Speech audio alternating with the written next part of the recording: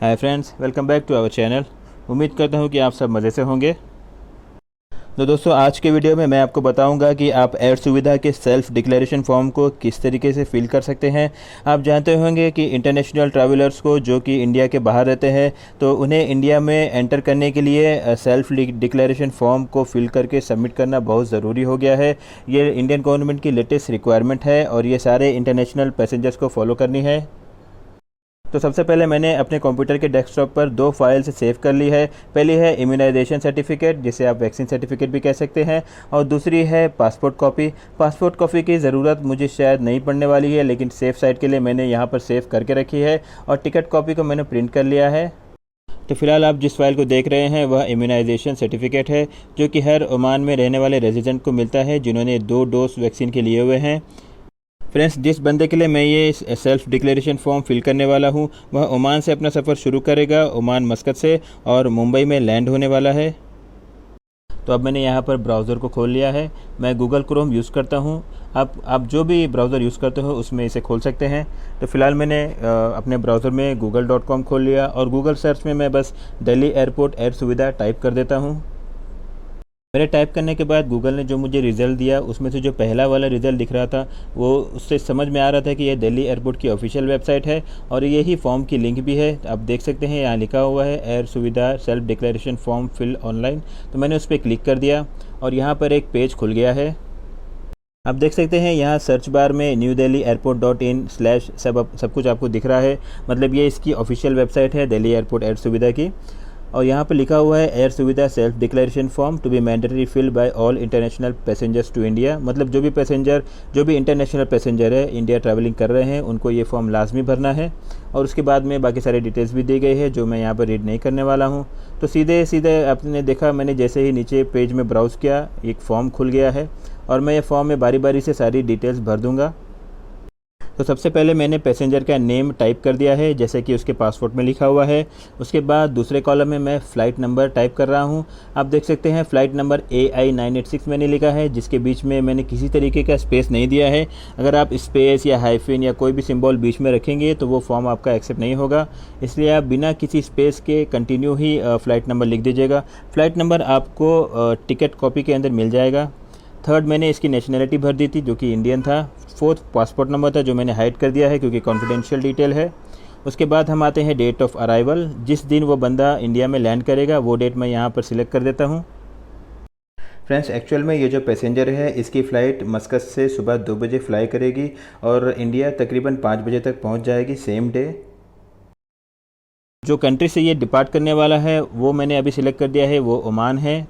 जैसे ही मैंने Oman select किया, आप देख सकते हैं यहाँ पर एक छोटा सी विंडो खुल गई है जिसमें लिखा हुआ है कि हमको जो भी गाइडलाइंस है, जो भी रूल्स है कोविड के रिलेटेड में, सारी चीज़ों को फॉलो करना है। जैसे RT-PCR टेस्ट, और हमने वैक्सीनेशन लिया रहना होना चाहिए। तो ये सारी डिटेल्स आपको पता होनी चाहिए। आप सारे लोग जानते ही हैं, ये सारी चीज़ें हमने पिछले 2 साल में देखी ली है।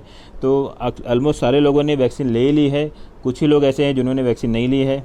तो चलिए आगे बढ़ते हैं। उसके बाद ये पूछ रहा था आर यू फुल्ली वैक्सीनेटेड, तो मैंने सिलेक्ट कर दिया येस। बंदे ने दोनों वैक्सीन ली हुई थी।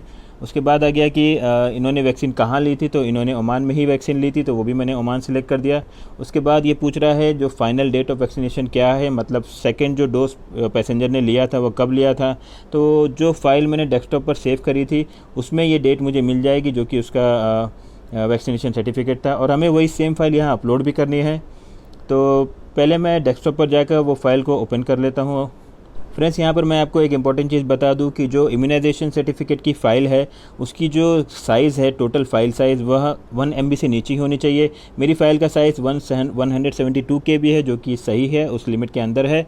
और फाइल का जो नाम है वो भी आप देख सकते हैं मैंने किस तरीके से लिखा है, इम्यूनाइजेशन सर्टिफिकेट _ पैसेंजर का नेम। उसी फॉर्मेट में आप लिखिएगा ताकि जब भी आप फॉर्म फिल कर रहे हो आपको किसी तरीके का एरर ना आए और आपका फॉर्म सेफली सबमिट हो जाए। तो यहाँ मैं अब जो इम्यूनाइजेशन फ़ाइल जो मैंने डेस्कटॉप पे रखी थी उसे मैं इस अपलोड बटन को दबाकर यहाँ मैंने अपलोड कर दी है। तो आप देख सकते हैं हमारी फ़ाइल सक्सेसफुली अपलोड हो गई है यहाँ पे। इसके बाद मैं जो date of final dose of vaccination है ये भी मैं यहाँ पे टाइप कर रहा हूँ। ये डेट आपका जो वैक्सीन सर्टिफिकेट है उसमें से आपको मिल जाएगी। इसके बाद जो सेक्शन है आप देख सकते हैं, वहाँ पर पूछ रहा है हमें अपलोड RT-PCR नेगेटिव सर्टिफिकेट।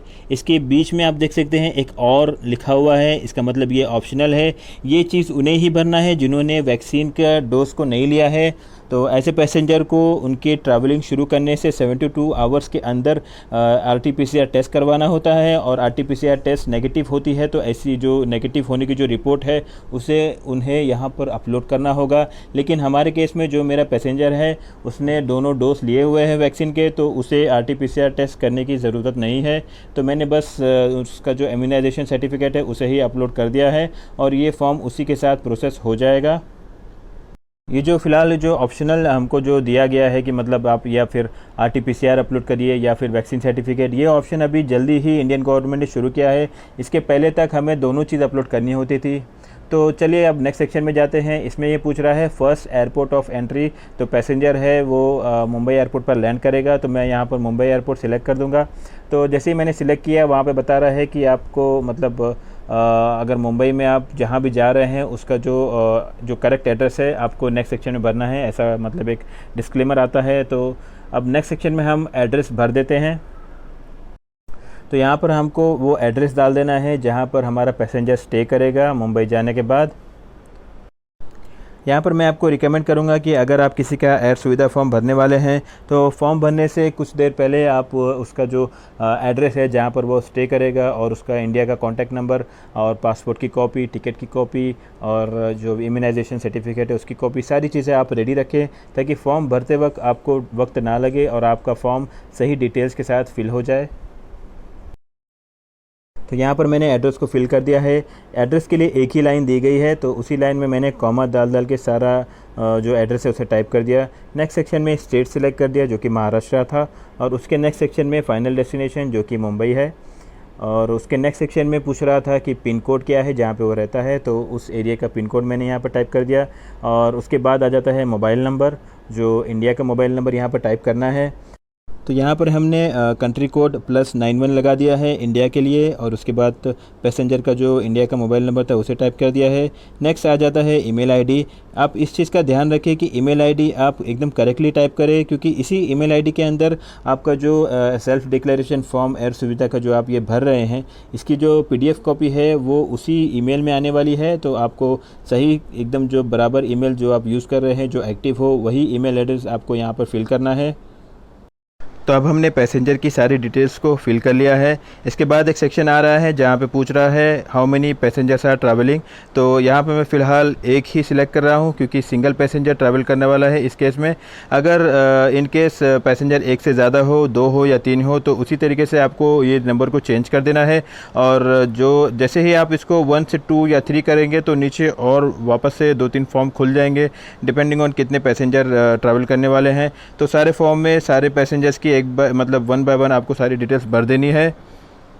इसके बाद 3 पॉइंट्स आते हैं जिन्हें हमने एग्री कर लेना है। सबसे पहला पॉइंट कहता है कि हमने मिनिस्ट्री ऑफ हेल्थ की सारी गाइडलाइंस को फॉलो करेंगे, और दूसरा पॉइंट कहता है कि हमने जो भी डिटेल्स इसमें फिल करी है वह सारी सही है और हमें उसकी जानकारी है, हमने कोई फेक डिटेल्स नहीं दी है। और तीसरा पॉइंट कहता है कि हमने इन केस अगर हमने डेस्टिनेशन पे लैंड करने के बाद क्वारंटीन होने की ज़रूरत पड़ेगी या PCR टेस्ट करना पड़ा तो हम उसके लिए रेडी है। तो इसको आपको तीनों पॉइंट्स को एग्री करना ही है, इसके अलावा आपके पास कोई ऑप्शन नहीं है। तो तीनों पॉइंट्स को सिलेक्ट करने के बाद नेक्स्ट आ जाती है सबमिट बटन। सबमिट बटन के जस्ट नीचे एक कमेंट दिया गया है जिसमें ये लिखा गया है कि अगर डेस्टिनेशन पहुंचने के बाद, जैसे कि बंदा मुंबई जा रहा है, वहां पहुंचने के बाद उसे सर्दी, खांसी या अगर कोई और चीज़, कोई और अनईजीनेस फील होती है 24 घंटे के अंदर, तो उसे मिनिस्ट्री ऑफ हेल्थ को टेलीफोन करके इन्फॉर्म कर देना है और सारे नेसेसरी प्रिकॉशंस फॉलो करने हैं। नंबर आपको यहाँ पर दिया गया है। तो अभी मैंने फॉर्म को सबमिट कर दिया है।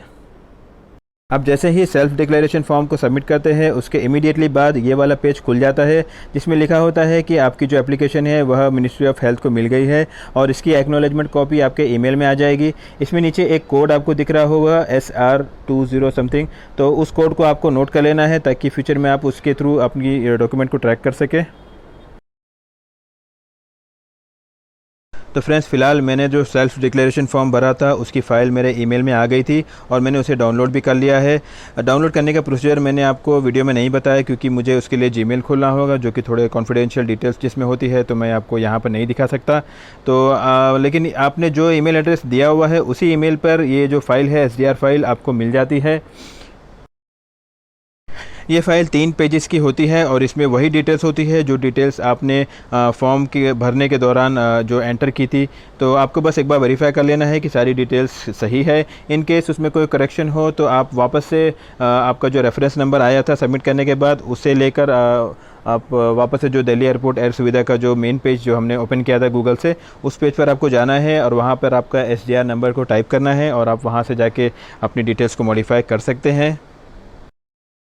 तो जो SDR फाइल जिसे हम एक्नॉलेजमेंट कॉपी भी कह सकते हैं, उसे हमें प्रिंट आउट ले लेना है। कम से कम 3 कॉपी का प्रिंट आउट आप लेके जाएं क्योंकि अक्सर मैंने देखा है कि एयरपोर्ट पर जाकर जो एयरपोर्ट स्टाफ है वह कहते हैं कि आप 3 कॉपी हाथ में रखिएगा। तो सेफ्टी के लिए आप कम से कम 3 कॉपी हाथ में रख लें।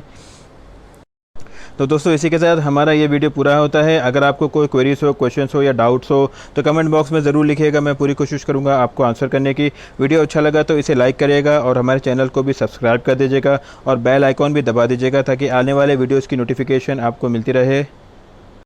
तो जल्द मिलेंगे नेक्स्ट वीडियो में और एक इन्फॉर्मेटिव कंटेंट के साथ में। Thanks for watching.